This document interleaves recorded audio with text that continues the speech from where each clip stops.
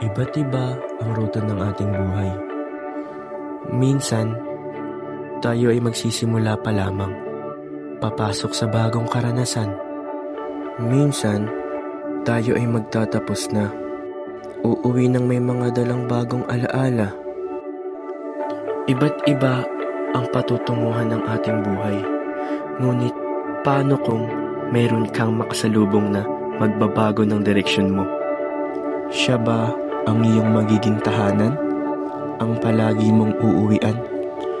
O siya ba ay isang destinasyon na pansamantala lamang?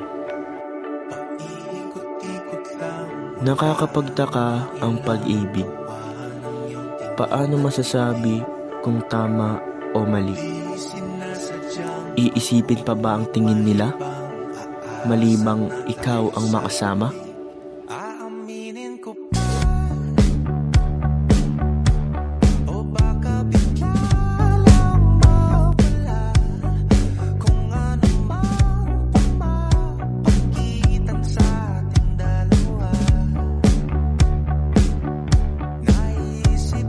March of 2025. Minsan, naiisip ko kung paano naging ganito ang lahat.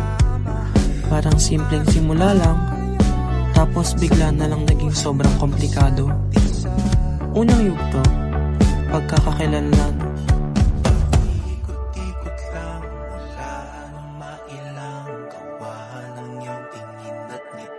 Honestly, di ko na alam kung paano nagsimula. Mga tawanan, mga ansaran, mga short talks na parang walang mali siya. Pero bigla ko na lang naramdaman may something na pala sa mga tingin at ngiti mo. Ikalawang yugto, pagmamahal. Dito ko unang naramdaman ang bigat at ang saya ng pagmamahal. Hindi ito katulad ng mga kwento ng ibang tao dahil pareho tayo ng kasarian. Puno ng takot at pangarap, pero naniniwala akong kaya kong ipakita sa mundo ang nararamdaman ko sa'yo.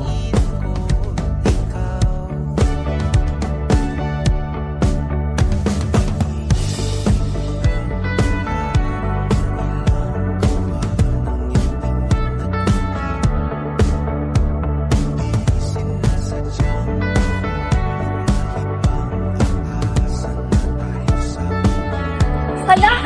Yan! Uy, Dustin, nakita kayo dito yung magkasama. Ngayon na ba? Hindi ah, wala nga kami something eh. We, baka mamaya kayo na. Huwag ka dun. Hirap mo. Dito ka na lang kayo. Mga walang iya kayo? Dwayne! Ikatlong yugto, pagsubo. Masakit tanggapin, pero natutunan ko na wala kang lakas ng loob ipagtanggol ako.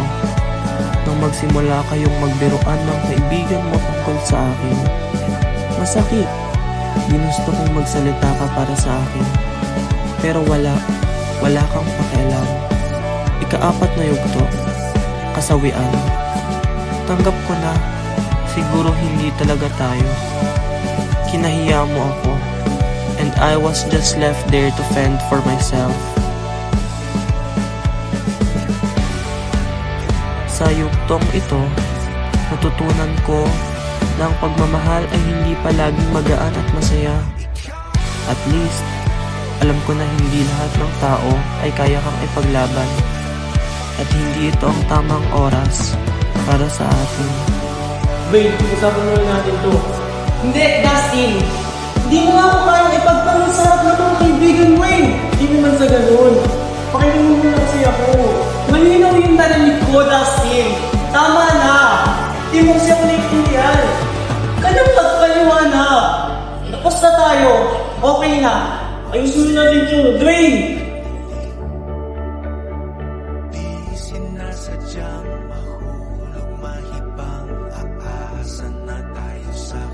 Sana, pagdating ng araw, kaya ko nang ibigay at harapin ang mundo para sa'yo.